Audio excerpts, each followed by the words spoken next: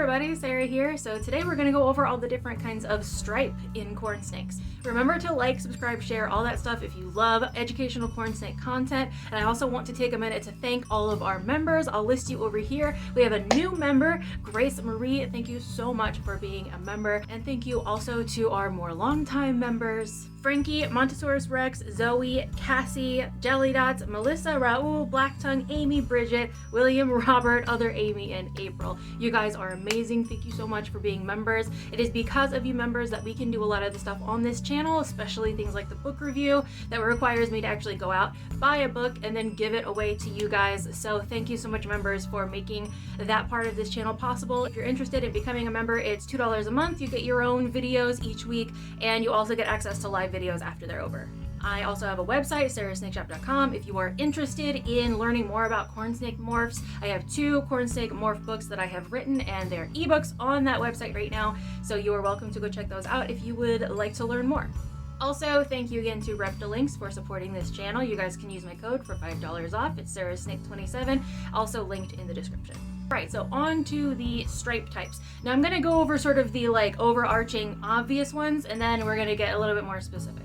So obviously we have a stripe morph that's called terrazzo. I've done a video on this before. If you guys would like to see more on terrazzo, you can click above up there. I will link it for you to go check out. So we're not going to go into detail about terrazzo, but it is a stripe mutation that is in corn snakes, so I thought I would mention it. Tessera is another one, and I'm going to be doing another video on that soon, but I have an old one that you guys are welcome to go check out, and I will link it above as well. There's also the obvious pinstripe motley, which is technically striped even though it's motley. I'm not going to go over that right now. We're actually going to go over the different kinds of actual stripe mutation morphs. A lot of different corn snake morphs are actually selectively bred over a long period of time to look a certain way instead of just being a simple recessive mutation or dominant mutation or incomplete dominant mutation. These morphs are something that breeders will select for over a long period of time that is not able to be calculated in the same way as something as simple as just amel or just hypo or just motley.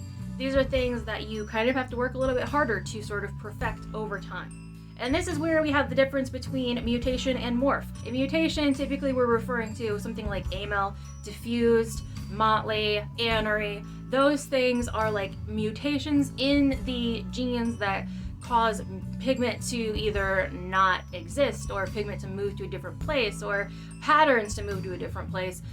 Those things are what we call mutations. And then all mutations are morphs, but not all morphs are mutations. So when we have something like zigzag, for example, zigzag is a morph, not a mutation. It's not something that you're going to be able to breed in a certain way, breed a parent to a child and get almost exactly 50% of zigzags. It just doesn't really work that way. Zigzag is a bit different. And so we're going over things like that today. But everything that we're going over is going to be within the stripe mutation. So each mutation also, not each mutation, but many of them also have different sort of types to them. We've done videos in the past, like with amel types, where we talk about how we have candy cane versus sun glow and other types. And we've also done normal types, where the normal types are going to be your Okatee, Miami.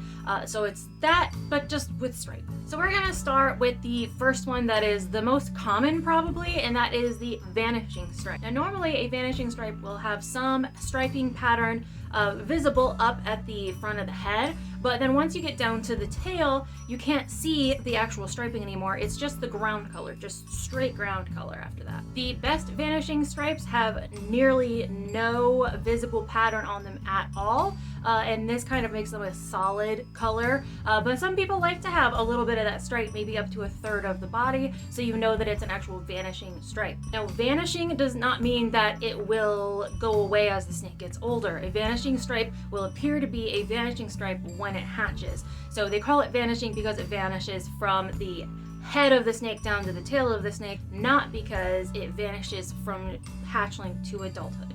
I have seen a lot of vanishing stripes come out of hurricane lines. That doesn't necessarily mean that they are related, but I think it is possible, especially when hurricane kind of increases the amount of ground color in the snake's overall color. It could be related, it may not be. I'm not sure, but maybe somebody will do some breeding trials on that someday. The next most common one is probably going to be cube stripe.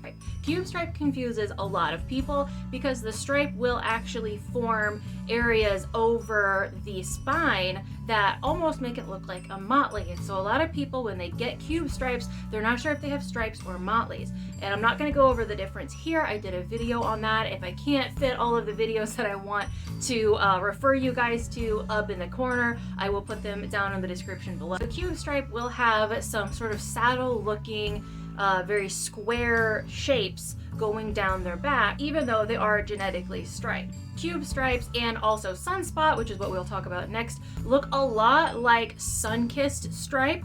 It's a very similar effect that this cubing and sunspotting has on the actual stripe. And once again, the best cubes are going to have probably the most cubing all the way up to the head as possible. So if you get a cube stripes where the cube actually starts up at the neck, which does happen, that's going to be some of the best cube stripe you're going to get, especially if you're trying to start a breeding project. I can go over the difference between like stripe and motley and cube stripe and motley and all this in a different video if you guys want. If so, let me know in the comments and that's a video that I can do for you guys. The next most common one we already talked about, and that's sunspot. It's very similar to cube. In fact, a lot of sunspots kind of look like cube, and when you get some sunspots in a clutch, you might also get cubes in the same clutch. I think sunspot is a little bit more difficult to refine because you want those spots, instead of looking like squares, you want them to look like dots that go down the body, and again, they're gonna look a lot like your sun-kissed stripe. And it's a similar thing. The more of that dotting that you can have all the way up to the neck, the higher quality the sunspot is. So probably the least common of all of these, save the best for last of course, is the reverse stripe.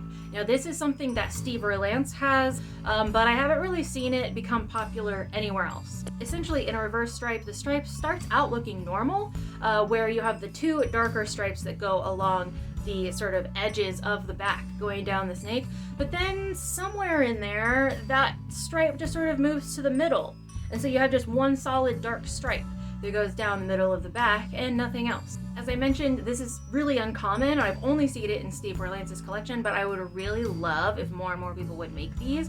Have a snake that just has one like dark stripe that goes down the back. I think that's super cool. So that's gonna be it for this deep dive, kind of showing you all the different types of stripes that are out there. I hope that you enjoyed it, and thank you for watching. I'll see you in the next video.